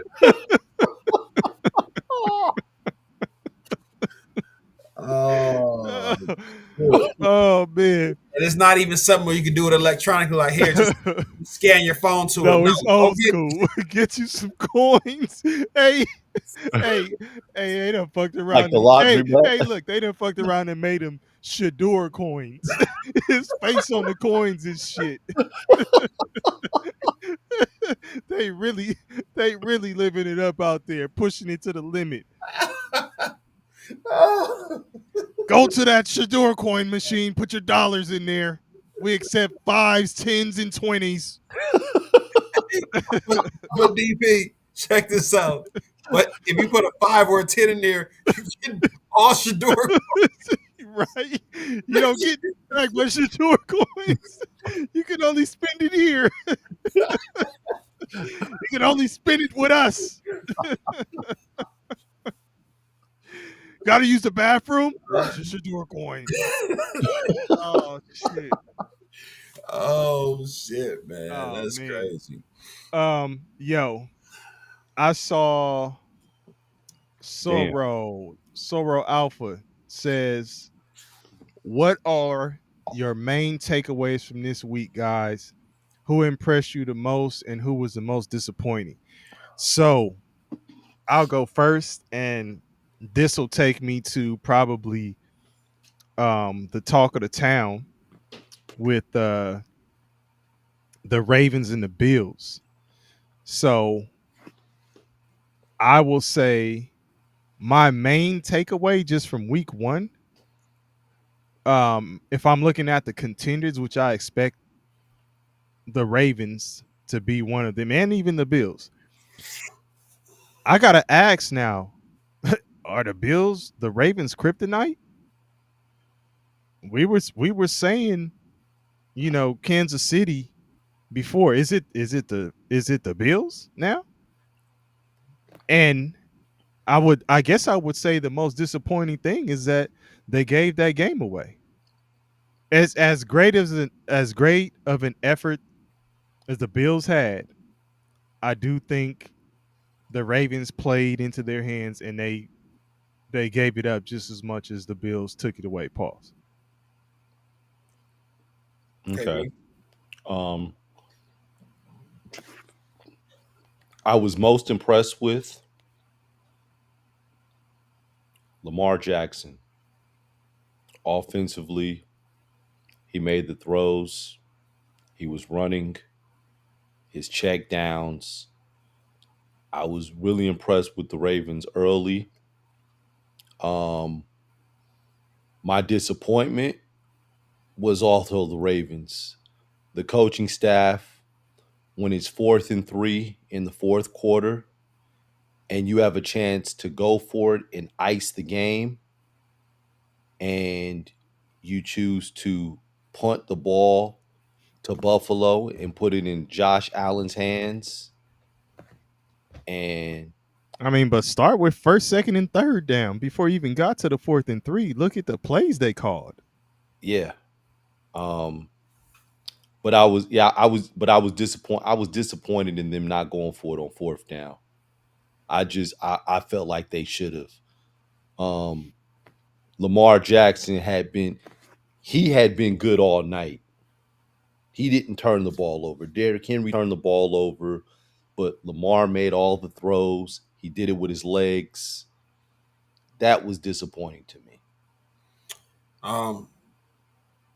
For me, and I think Dirk Mania just beat me to it. I was impressed by Emeka Ibuka to come in and have an impact immediately. Caught the game-winning touchdown. Had 2 touchdowns on the game. Somebody that Baker Woo. Mayfield, And woo, that was a good game. Atlanta I'm blew it. talking about a hell of a throw, Yeah, catch. Like Baker Mayfield. Listen, I'm not saying he's growing into the guy that they drafted him to be. Yes. That He's little stint with LA helped him. he's the reason that you don't have to. It's like that popcorn society shit. When we talk about that, where Right. it has to happen right now. It has to happen day one. If it doesn't happen day one or day two, you're out the league, right? Baker Mayfield went through so many ups and downs since he came to the league. He ended up in Cleveland. And that was mistake number one. Like, you have to fight your way out of Cleveland, to go and get with a franchise that Tooth and nail. that actually cares about your well-being. So I think Emeka Ibuka definitely impressed. And as far as who And they need him. oh yeah, for sure, because they have Chris Godwin. He'll be back. He's eyeing a Week 5 return, and he's pressing to get back because he sees that the rookie is about to take his spot. Yeah. And, regardless of what guarantees you have in your contract, I'm pretty sure there's some triggers that they can pull where they can snatch back some of that guarantee. And after this year, it's nothing's fully guaranteed or whatever. So We're gonna pay the rest of your contract in Shador coins. And he's not even in Cleveland. Right. We picked up his idea. Man, what you expect me to do with this? Go take a shit or something. Get out of here. Go to Cleveland. You could damn near buy a house with them shits in Cleveland. But the who I was most disappointed in, the Miami Dolphins offense. There's no offense that was worse. No, DP. Ah, man. It was a point. I was watching Red Zone. There was a point in the show or in in broadcast where they said, finally, Miami scores. There will be no teams that have been shut out this week. Oh There was a shit! chance. They scored late. Yeah. They scored late in the fourth quarter. Achan got into the end zone. Up until that point, they were the only team on the week that had not scored a point. Crazy. Tua was giving the ball. He was giving it away like candy. Yeah. He was giving it away like that, like that Miami candy, that nose candy. You get some. You get some. Yeah. Pink candy. And a lot of the White games were really close, like a touchdown or less. That was one of them. That was the biggest blowout. And then I think it was 2016, the Jaguars game, right? Yeah, they're playing. That was Carolina 2016. Panthers. Yeah, so I mean, They had a 2-hour weather delay. yeah, You know, yeah. I still, for the life of me, will never understand why the NFL allows these NFL teams to spend taxpayer dollars for outdoor stadiums. I don't give a fuck about whatever perceived advantage you get by having all your fans and the other team play in negative 20-degree weather, or having to vacate the open part of the arena for 2 hours because there's a thunderstorm warning coming through. Put a top on all these damn arenas so that people can go in there, and when you get out, when the game's over or before the game starts, you figure out how to get in here with them inclement weather. But once you get in here, you don't have to be bundled up with 6 layers of clothes, or you're gonna lose your toes because it's 3 degrees outside. Yeah. I mean, I remember when when I used to live in Minnesota, the Vikings used to play in a dome.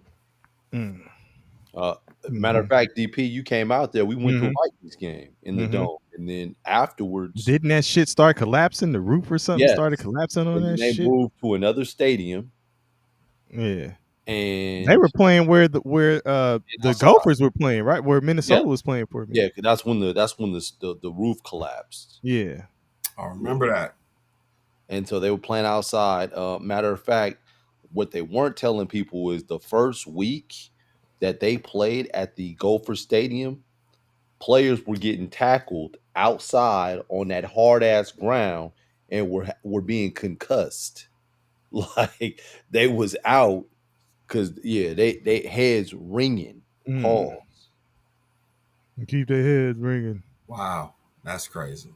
Yeah, like even I mean it's weird. Like even in Minnesota, the high schools have domes in the winter. It just Like they have domes over certain high schools, Yeah, and they you would practice in the think. domes and it's play. a common sense thing to do. Yeah. But instead, you're going to ask your fans to come get paid $10, $12 a day to come shovel snow so that we can come play football. Yeah. And what, ain't people out having heart attacks and stuff shoveling that snow out there in Minnesota? Oh man, yeah, that shit is no joke. Yeah, like real shit. Sometimes so that should be heavy. Like, damn. Soro Alpha with another cool question. Man, you've been asking some good ones tonight. Thoughts on Lamar pushing the fan? KP, let him know what you told me. Hey man, Lamar wanted that smoke, man. Lamar watched the fan push DeAndre Hopkins and then went over there so the fan could push him and he could retaliate. Yeah. But it was just a push and there was some It was like a push and a yank kinda on the helmet. There was some speculation that it was a kid, but it sounds like it was an adult. Yeah, an adult that looked like a kid. That didn't look like a kid, but it looked like a small adult. Lamar went over there on purpose. Like, man, I want to teach this little nigga a lesson. And he almost did. Thankfully, he composed himself. Because he could have easily snatched him down out the stands. He was close enough. He he could have got a little bit of that. Come here, sir. Let me come. Yeah. Let me. And now once I bring you down to the ground level, guess what? Lineman. That's wrong. Malice in the palace. You on the field now. It could have, and I'm a venture and say the Buffalo fans might be about it. They might be. They don't call it rough buff for nothing. Hey, I don't know. I'll take the Ravens in that one. I'm taking the Ravens simply because they're coming on the field and the Ravens still got football equipment on. Yeah, I'm taking the So you Ravens. punching in that somebody in the head with a helmet on, and I'm punching you and you ain't got no helmet on. Like, Scotty boy say, Lamar, Florida boy, we don't play that. one. Hey, yeah, you got Derrick Henry in the mix down there. Oh nah, man. Yeah. hey, man, listen. What the hell you doing reaching over pushing players for though? Like you had to be drunk or something, dog. Like Yeah. I'm I mean, surprised. he I'm surprised probably they didn't was. slap his ass. He probably wasn't. I think it was.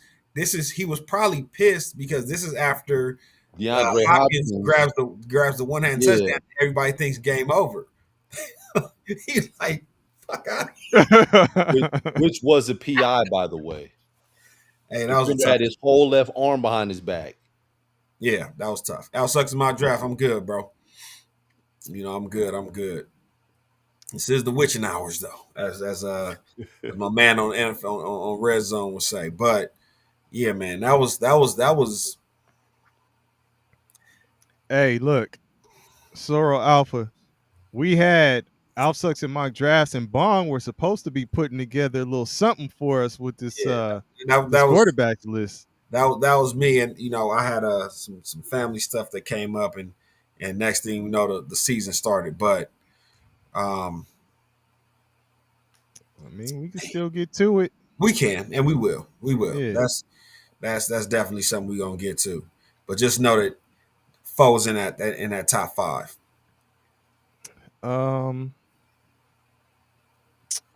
Man, shit, exact order.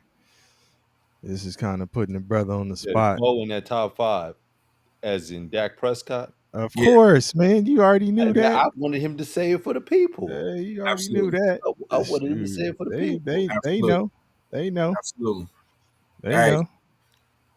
The 3 highest graded quarterbacks this weekend, week 1, not including Monday Night Football. Matt Stafford was 1. Dak Prescott was 2. Jalen Hurts was 3.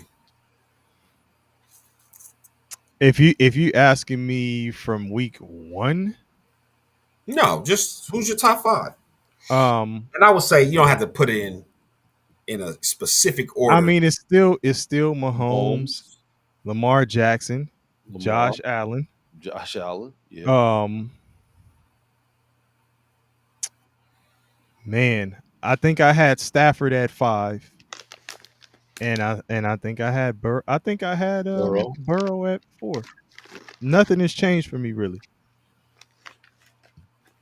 Yeah, nothing has changed for me. But I will say, I see Alf Sucks in mock drafts. He has Herbert. Herbert looked cool, and they couldn't really get the running game going either. So it's crazy that we thought that coming into this season, it was going to be run. Right. He unleashed Herbert week 1. I said, "Oh, that's what we on, huh?" Mm-hmm. Okay. So but Herbert definitely looked good. Quentin Johnston, who can't catch football consistently, looked great. Look at this. Now, we were talking about this last week. Dirk Mania says, if Hurts keeps showing up in big games, man, I got to put Hurts there.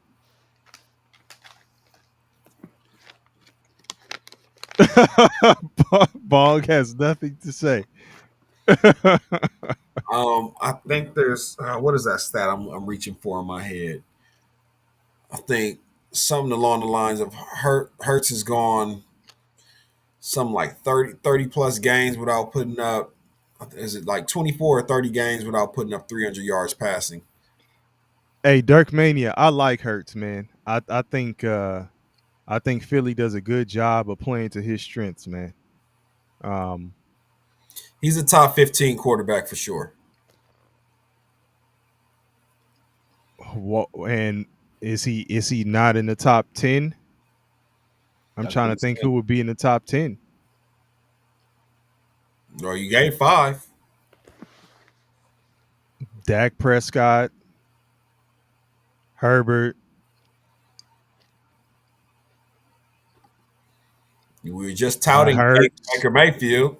Hurts. Mayfield would probably. Yeah, Mayfield is probably in there for me. Top 32 guaranteed. Absolutely, for sure. Hey, Or fired. Engineer ain't got no love for him. Y'all ain't got no love for Dr. Dre and Snoop. Nah, We know where we at. I think. At what point do you reward winning, though? You don't reward winning? I mean, he's just not your prototypical quarterback, dog. I reward winning, but winning to me comes in a variety of ways. And I think I'm not putting Daniels over Hurts. Stop, Jerk Mania. Which Daniels? Jaden Daniels. I need to see it another season. I need to see it another season. And then we can start talking. Because now we have film. And again, you know what I'm saying? The Giants defense was holding the levies. That offense just refused. They refused to come along. It was 7-3 for a long time. And that offense just refused to bring their punk ass along. Like, hey, man, I'm holding this shit. My back's giving. Hold on. I'm holding it. Offense just wouldn't come along. And that's, so now it's demoralizing to the defense. But there will be tests for Jaden Daniels. If he looks good this year, we can start having conversations about him as a top 10 quarterback. Is Geno Smith better than Jalen Hurts? Throwing the ball, I believe so. As a quarterback, we're just saying quarterback. So. I'm not putting. I got Hurts in the top 10. I'm telling you that Geno Smith is a very accurate quarterback. If you tell me, hey man, I need you to sit here and throw dots, give me Geno Smith 10 times out of 10 over Jalen Hurts. Does Geno Smith take that Philly team to a Super Bowl and a win? I hope so. He's had some minimal success with less. Okay. I mean, if Nick Foles took a variation of an Eagles team to and won a Super Bowl in partnership with Carson Wentz, who is the backup for. I don't even know where Wentz is. I saw him tonight. I think he's on one. I think he's on the Vikings. He's in Minnesota. Oh, okay. So Carson Wentz, in partnership with Nick Foles, won a Super Bowl for the Eagles. That should tell you everything you need to know about that front office. That front office is the best in the business, and nothing. Carson Wentz is in Minnesota. Yeah. Where did Wentz come out of? North Dakota? North Dakota State. Okay, so he's used to cold weather. He's cold weather. Is Kyler Murray better than Jalen Hurts? No. Jalen Hurts is a winner, dog. Like Jalen Hurts I'm just trying to see if there are 10 quarterbacks better than him. Yeah, but if you start breaking it down, like, this is why I'm saying whenever Al Sucks at mock drafts and Bong do this criteria and all of that stuff, maybe it'll paint a better picture in terms of like the things we're grading on and stuff like that. But just like if I'm just looking at a player, like at that quarterback position, I don't see how you have Jalen Hurts out of the top 10 just as a player at the position. I'm not talking about, he's not as accurate as so-and-so. He don't do this. He don't do that. Hey man, he does what he needs to do for his team to win. And he's doing shit. I don't know. I I see you, Bong. I know you turning your head, but man, listen. I think And, we and, would. and engineer, last time you said he wasn't effective. And I'm like, dog, he accounted for 2 touchdowns, the most rushing yards in the game, and he wasn't effective against the Cowboys week 1. And are we saying this because he's just not throwing, threading the needle and doing all of that stuff, throwing darts and all that? Like, what are we talking about? I'm just saying this. I can't categorize somebody as a winner. Like that shit is like so ambiguous. Like, what does that mean? That means you can take Jalen Hurts, put him on Cleveland, and they're going to the Super Bowl because he's a winner. You follow sports deeply, and you don't know what a winner is. I'm saying You have never said that before in your life. I'm saying that I've never been able to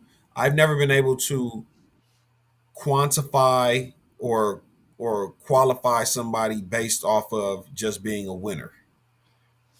Like What it means to me then is even that he does what he needs to do to win the games. He's making plays to get the job done.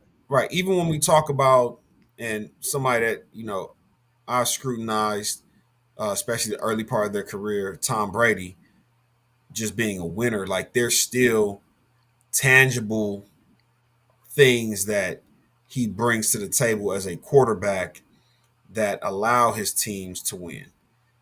Right. So like in the beginning, I don't think he was not that the case good. for Hurt.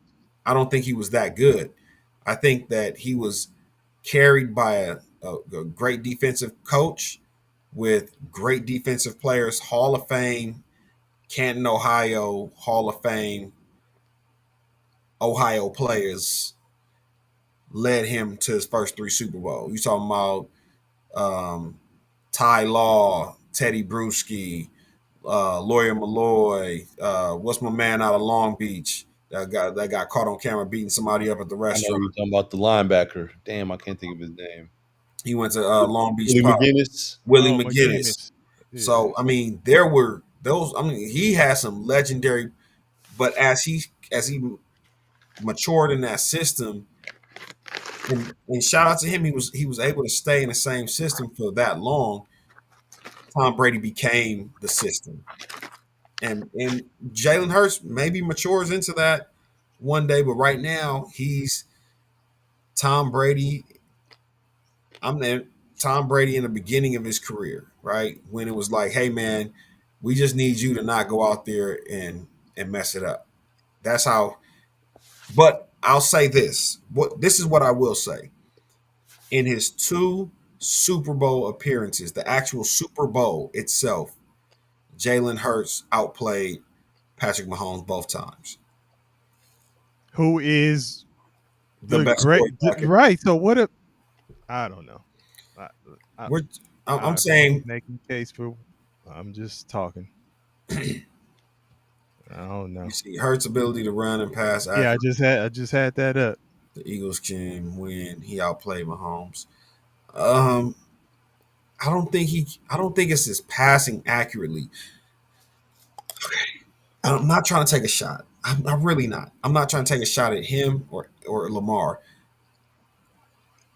When it comes to passing, I respect their ability to run, and the threat of the run makes their passing windows. They don't have to be super accurate because you have defenders on the run. They can't play tight coverage, right? They got one eye in the backfield in case you turn and run. So now if a guy slips out the back door, you got a Zay Flowers running with his hand like this, and you just got to get it to an area. You don't have to make a lot of tight window throws. Caleb Williams couldn't do that. Couldn't do that tonight. Wait, no, we're not comparing Lamar. I'm just saying. I'm just saying. Like, just because they have a bigger window doesn't necessarily mean that they can still make the throw. No, and again, I don't even think they were threatened by Caleb Williams running. It was like, okay, if he gets it, he gets it.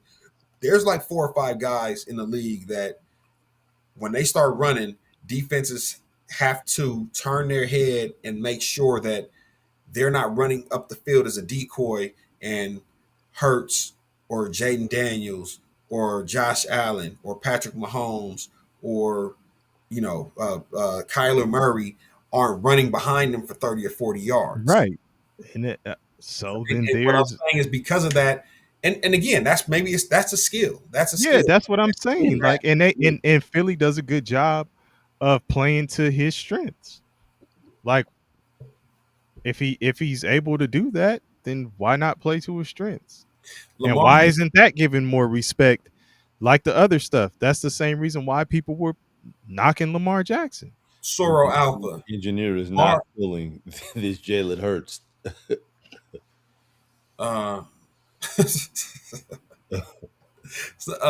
Soro Alpha, Lamar got a good team, but don't win. And I believe Lamar has a good team. Jalen Hurts has a great team. That Super Bowl team last year didn't have any weaknesses on any level, offensively or defensively. And it took probably the best play caller in the NFL in Sean McVay to even be a threat. There was only one game that He being gaming in the building. it was only one game that threatened them in the playoffs, and it was Sean McVay. The best, in my opinion, the best play caller in the NFL.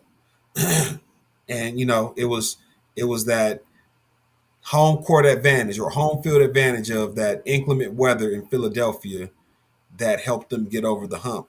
But outside of that, they ran roughshod on the young and upcoming, on the young, the young upcoming next superstar, Jaden Daniels. They beat the shit out of the sitting GOAT, Patrick Mahomes.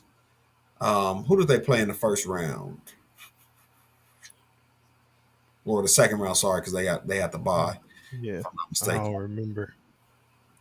But my bad. It was the Rams. So they played the Rams, then they played the. Oh yeah, the Rams had a shot. Yeah, that's what I was talking about. Rams had a shot.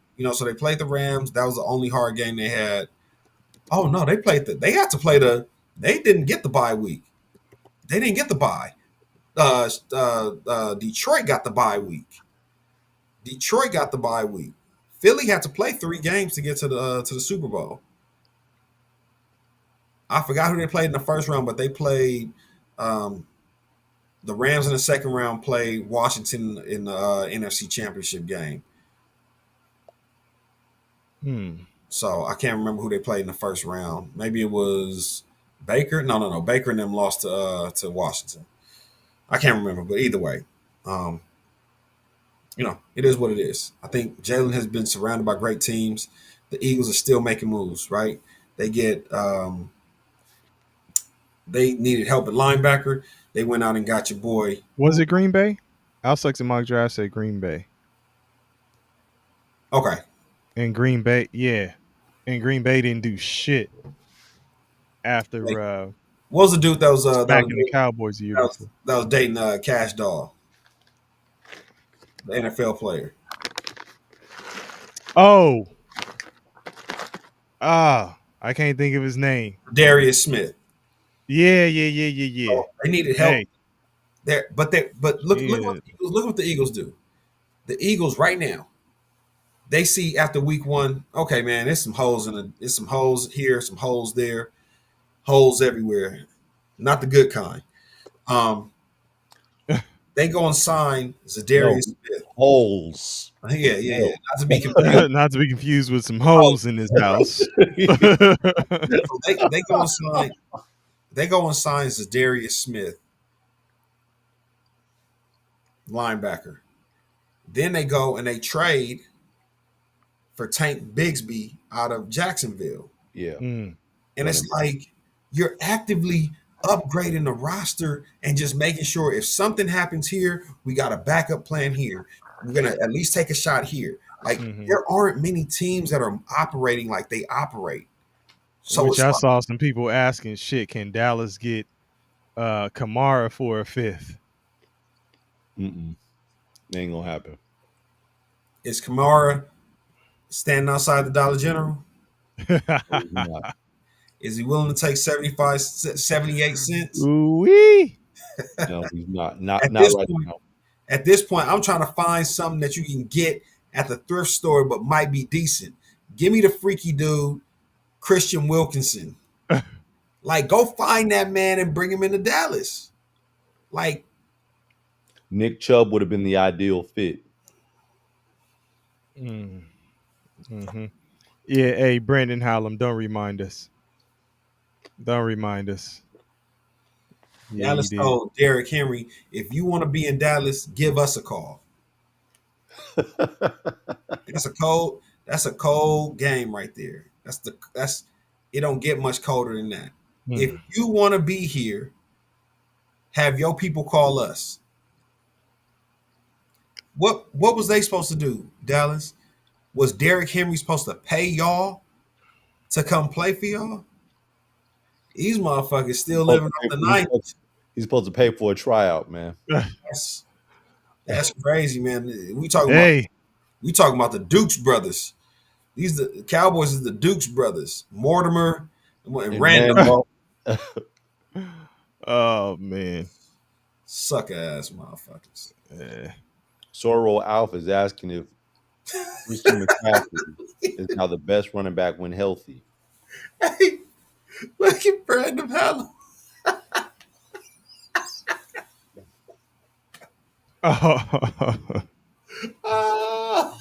Jones said he wouldn't sign Henry once he found out he had an agent.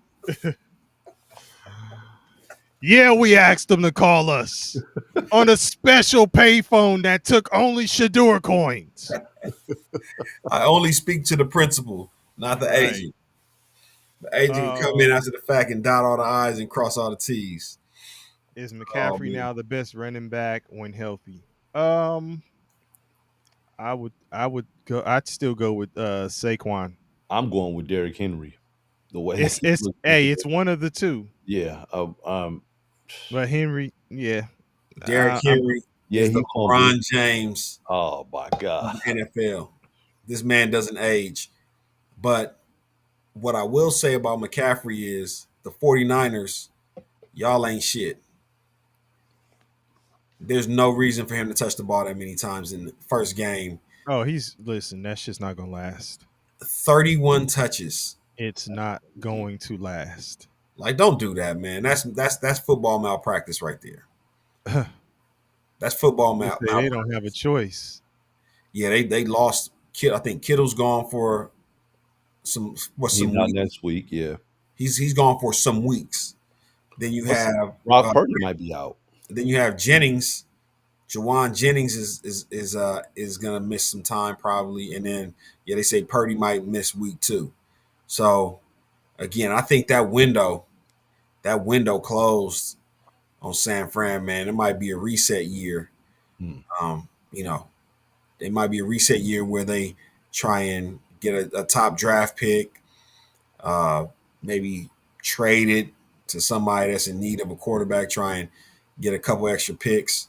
They can always finesse the Joneses. The Joneses love to be finessed. Ooh.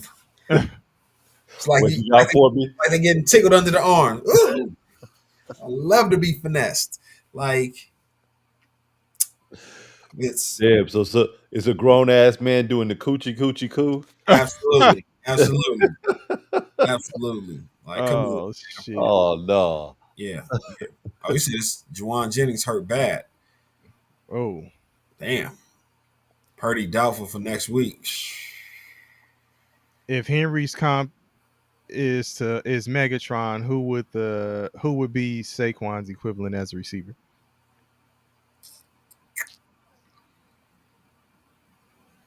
Damn. Megatron. If we're going by the greats, then we looking at.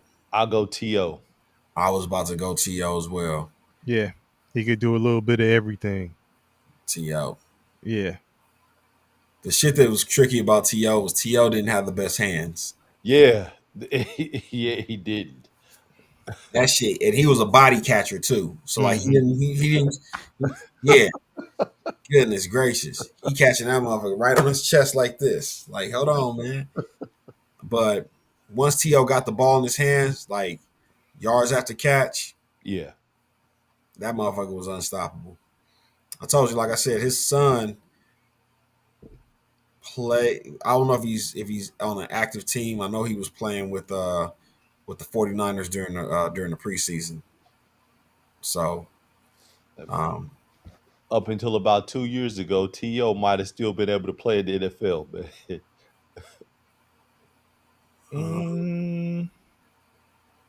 yeah. T.O.'s still active. He still be running, racing against these young Thundercats, man. yeah. Um, I'm trying to see, and I don't know if I would. Is Henry Megatron? Is that the best equivalent? Is that the best comp for him? I like that because they're physical specimens at their Okay. position. Okay. What about do you remember Megatron when he used to the what about Cowboys? a Larry Fitzgerald for Saquon? He could do everything, man, and he had longevity. Too boring. Too boring. Saquon, Okay, I like that. Saquon is got some flash, but going back to Megatron, he used to love to put up 200 plus on the Cowboys. Tuh. Gosh, we have Brandon Carr and Interest you in some Thanksgiving turkey legs if you go for 200 on Dallas? a turducken. Like Dad used to talk about. Antonio Brown is what engineer just said. Antonio Brown will never get into the Hall of Fame, but he is a Hall of Fame receiver.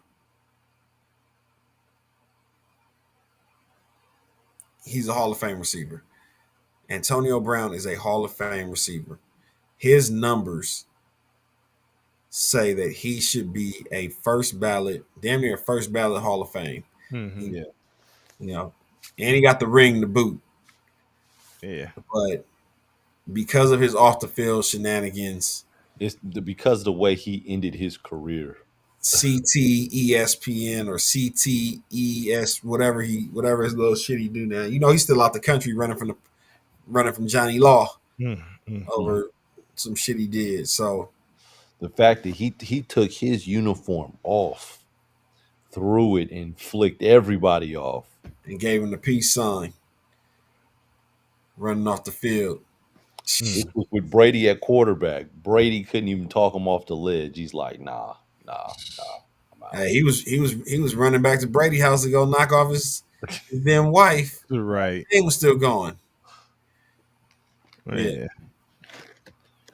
Yeah. Oh wow. Yo, CTESPN. That shit is too funny.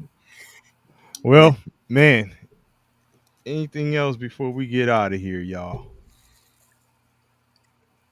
Y'all set them lineups for week 2. Tell the young. Who's the Thursday night game? Green Bay versus Washington. Okay. That's gonna be a good one. Yeah, it should be.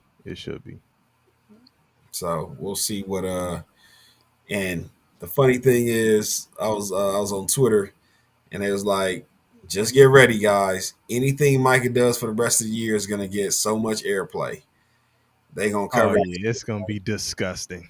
Jerry, don't you wish did you see what he did right there? It was like a lion chasing a caged bear. And Micah was so relentless. So you guys are ready for you must be ready for week 4 then.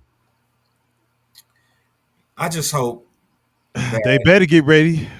I just hope they better have it together before then, or Green Bay is gonna serve them. I don't think Green Bay looked that good. offensively, I think Detroit looked that bad defensively. I just hope that the Cowboys have enough pride to understand the moment, the gravity of the moment. You get what I'm saying? Mhm. Like, it's just they a lot of times lack like the understanding of the moment. So you guys know it's a big game. Don't downplay it.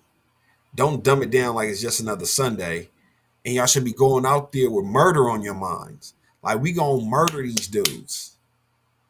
But because of the atmosphere that Jerry Jones creates, it's more like, hey man, Dolly Parton's gonna walk us out on the field, you know what I'm saying, for this big game against Green Bay. And I got all these governors and politicians and business owners and all the suites up here. And Green Bay's gonna come out with chains on and Right. rap music and all kind of shit. And Dallas got to figure out what they doing at the linebacker spots. They got to figure that shit out. That's on the GM, man. He a day late, dollar short. Yeah. Anybody willing to take 78 cents? I'm just asking. Yeah. But anyway, we shall see, man. Yep. The other thing, are we going back to Sunday nights, or are we still going to do Mondays? Well, we need to add Sunday in the mix. Okay. Yeah. So I mean, we need to be trying to get on here after that Sunday night game. okay. And then Monday night as we are right now, and then Thursday night. Okay. So y'all hear that in here. We'll see you this Thursday, but we'll probably be seeing you on Sunday as well. Absolutely. Yeah. KP, And- hit us with the balloons. Holding these balloons. Hold it. Oh man, 2 peas in a bong, y'all. We out. Peace. Peace.